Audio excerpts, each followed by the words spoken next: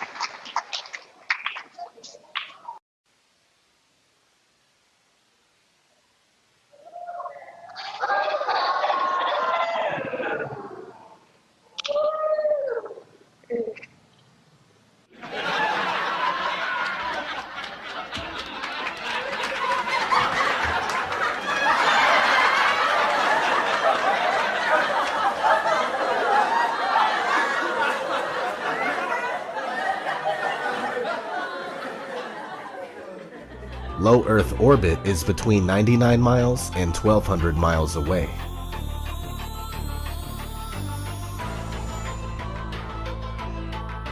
The moon is claimed to be 238,000 miles away. That's a big difference.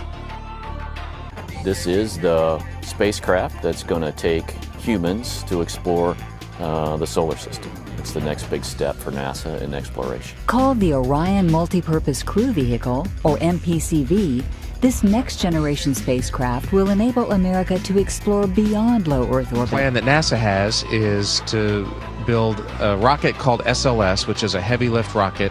It's something that is much bigger than what we have today, and it will be able to launch the Orion capsule with humans on board, as well as landers or other components to destinations beyond Earth orbit. Right now, we only can fly in Earth orbit. That's the farthest that we can go. Right now, we only can fly in Earth orbit. That's the farthest that we can go. And this new system that we're building is going to allow us to go beyond and hopefully take humans into the solar system to explore. So the moon, Mars, asteroids, there's a lot of destinations that we could go to, and we're building these building block components in order to allow us to do that eventually. The moon, Mars, the moon.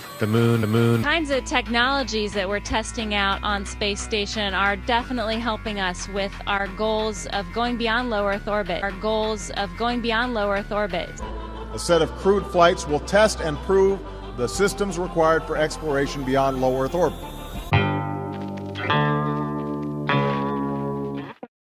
It was all recorded on these telemetry tapes. So where is this hard evidence?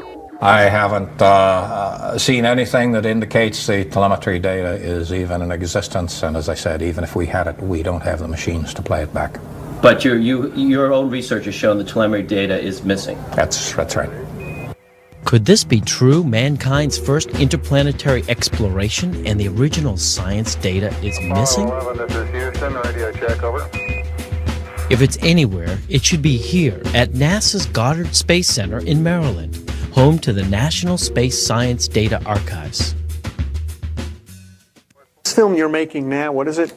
This is a film trying to prove that Apollo 11 happened. Does it have a name? I mean, do you have a name for it yet, or you're calling it Did We Go? Did We Go? Okay.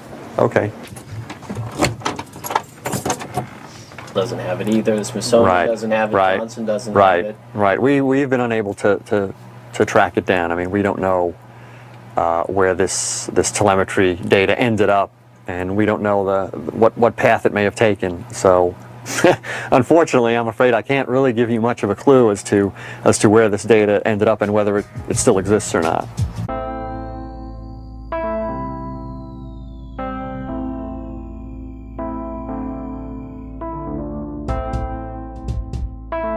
Closer look at the supposed two images provided from NASA of Jupiter. Here's the problem again, 2016, 2014. What's the difference here? Well, the difference is they added the supposed auroras on the north, and this is nothing but a Christmas tree. Give me a break, take a look here. I mean, all the clouds are in the same exact position.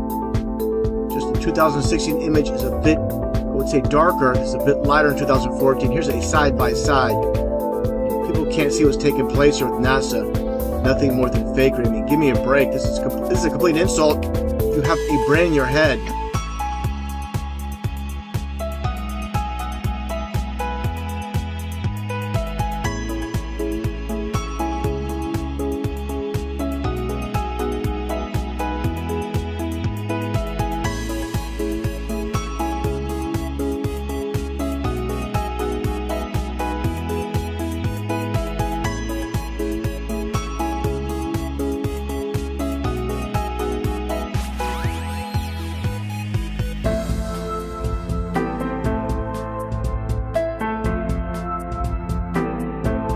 So I keep digging a little bit deeper, and I finally get underneath this cloud cover here, and a few images pop up. And I say, oh, images, what are they? Oh, this is what you got, which I'm sure that looks familiar to you, right? Looks just like the pictures they give us of Mars. So I'm just kind of creeping around here and definitely noticing the same kind of undulation changes and same kind of rock, same kind of dirt. The only thing that's missing is that nice little red tint that they pay somebody $150,000 a year to put on there, right? Whose orange Hummer is this? Okay, that looks like a NASA symbol. Well, let's dig a little further because I can't really see anything on here other than it certainly looks like a NASA symbol. And I can't read that. Tried. Cameras set up, tents, ATVs, food. I've been there a while. It's not a one-day trip. Antennas set up out in the middle of nowhere in Greenland. Another ATV, a leveler equipment. So I'll keep kind of going through here and see if it. What the?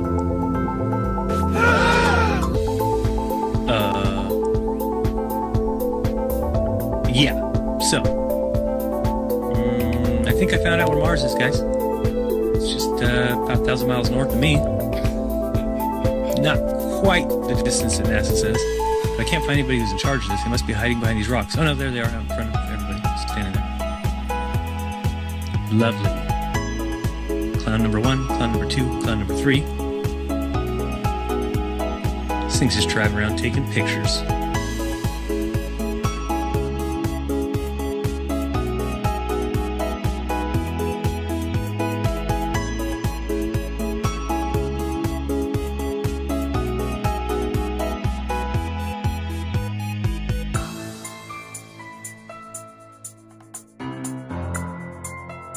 Simmons' job is... It's primarily taking data and making pictures out of it. That's what this is. A composite of data sets from several different instruments translated into a picture.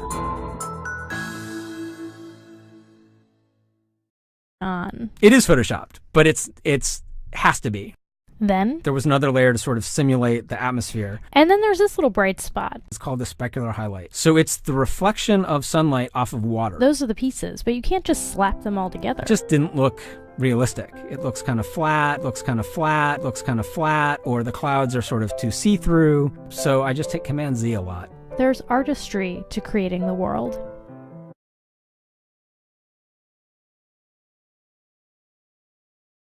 English in reading too much, but I've since grown out of that and I enjoy reading now. And I played a lot of sports. And all of that happened in a little town called York, Maine, across the United States from where we're talking to you right now. Across the United States from where we're talking to you right now. Across the United States from where we're talking to you right now.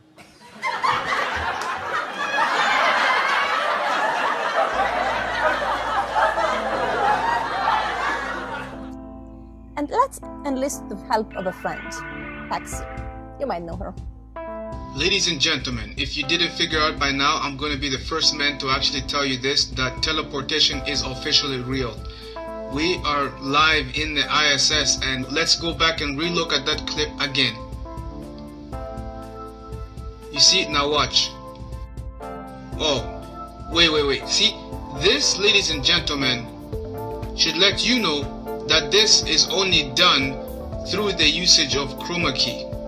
This is chroma key technology. This is green screen or blue screen technology. That's what is being utilized here.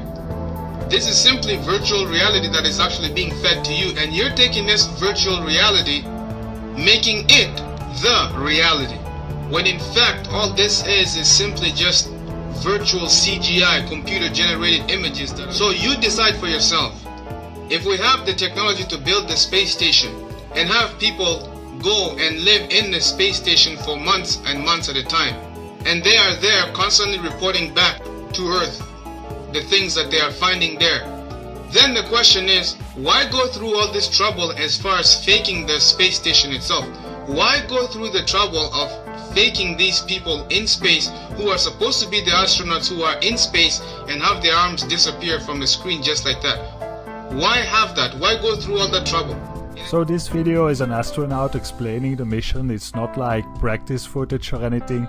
Watch closely. Our Dan sat in the pilot seat during this operation, sort of monitoring the motion of the vehicle, making sure that it was steady and that there were very few vibrations of any sort.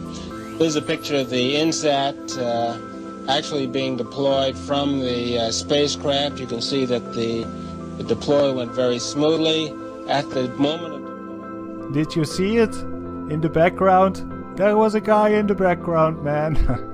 I'm not kidding you. You can't deny that that's someone in the background. There's a guy moving in the background. Here, watch it again. Watch it closely. I looked up, or I tried to look up the size of this rocket. I found this picture. You can see it's massive. So if that rocket is in space and if there's a guy in the background in that footage, that means that there are like giants, like insane big giants floating around in space looking at NASA. That's probably why they don't dare to go back to the moon and why they hide so much stuff. Space is full of giants. An explosion. Velocity 2,900 feet per second, altitude 9 nautical miles, downrange distance 7 nautical miles. This is not standard. This is not something that is planned, of course. I can see a solid rocket booster has broken away from Shuttle Challenger. That's what you're looking at in the middle of your screen. I cannot see the shuttle itself. In 1986, the Shuttle Challenger exploded about 74 seconds after takeoff, killing all 7 astronauts inside. Or did it? It turns out that 6 of the 7 are still alive and kicking today. Ellison Onizuka claims to be his identical twin brother, Claude. Yeah, I've got an identical twin brother, Claude, too.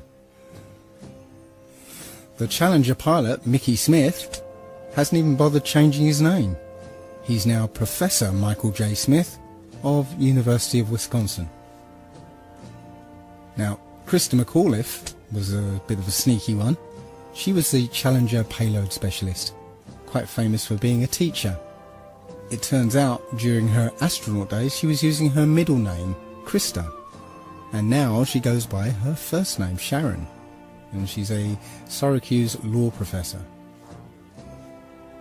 The Challenger commander, Francis Richard Scobie, is now Dick Scobie, which sounds like a rather unpleasant disease, CEO of Cows in Trees Limited. Judith Resnick, the Challenger mission specialist, again hasn't even bothered changing her name. She's a professor at Yale Law. And finally, Ronald McNair, another Challenger mission specialist, claims to be his identical twin brother, Carl McNair.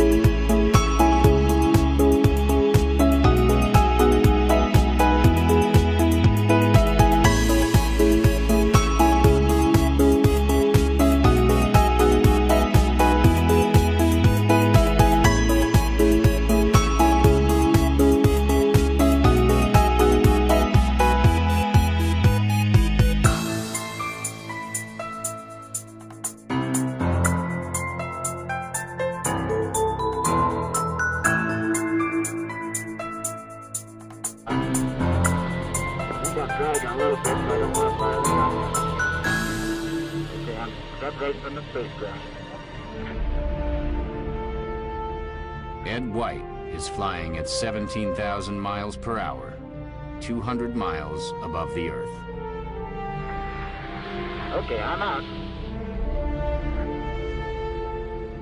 If the spacesuit fails, the difference in pressure will kill him instantly. This could be a serious problem because you don't want your stop-motion toy to die in space.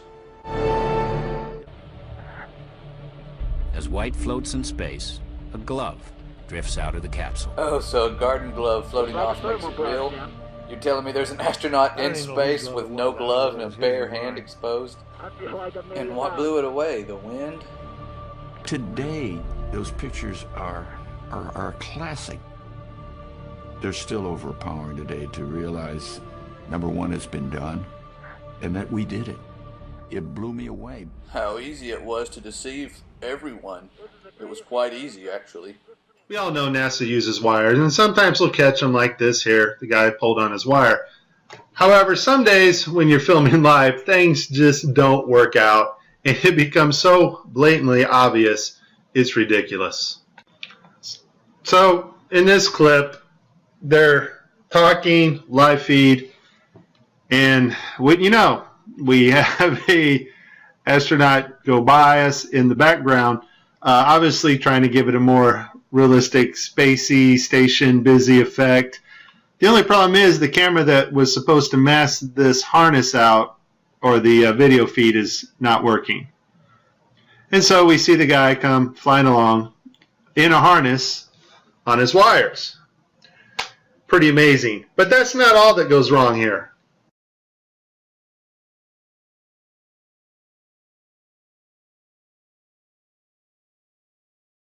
Channel in 3D space. It's virtual reality. They're wearing augmented contact lenses so that they can interact with these 3D objects. Now, in this scene, the guy on the left in the green shirt, he thinks he sees an object in 3D space that's being broadcast to him. So he grabs it and he puts it off to the side. He's looking straight ahead because he's looking at an object rotating in front of him, but the video channel is down that is supposed to show the viewers what we're supposed to see, and so we don't actually get to see the object that he is seeing. And I would just sum this up as a very terrible, bad, horrible day for NASA doing live feeds. As much fun as this was, there is a time coming when you and I will not be able to tell the difference.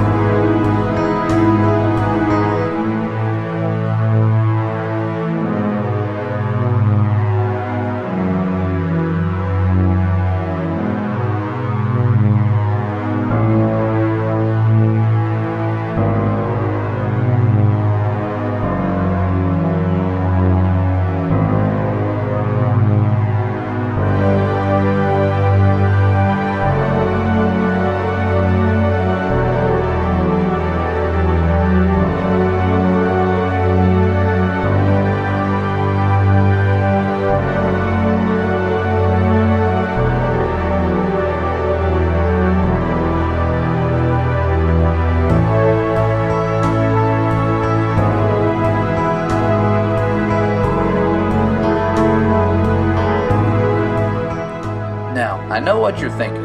So, NASA is fake, big deal. How does this affect me?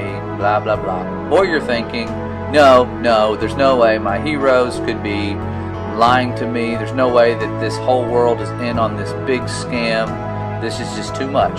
And that's what I would have thought too. But here is what they are hiding and why NASA formed in the first place. Pay attention. Admiral Byrd, you've been to both the North Pole and the South Pole. Is there any unexplored land left on this Earth that might appeal to adventurous young Americans? Yes, there is. And not up around the North Pole, because it's getting crowded up there now, because they find out it's really usable, not only to live in, but militarily. But strangely enough, there's left in the world today an area as big as the United States that's never been seen by a human being. And that's beyond the pole on the other side of the South Pole from Middle America.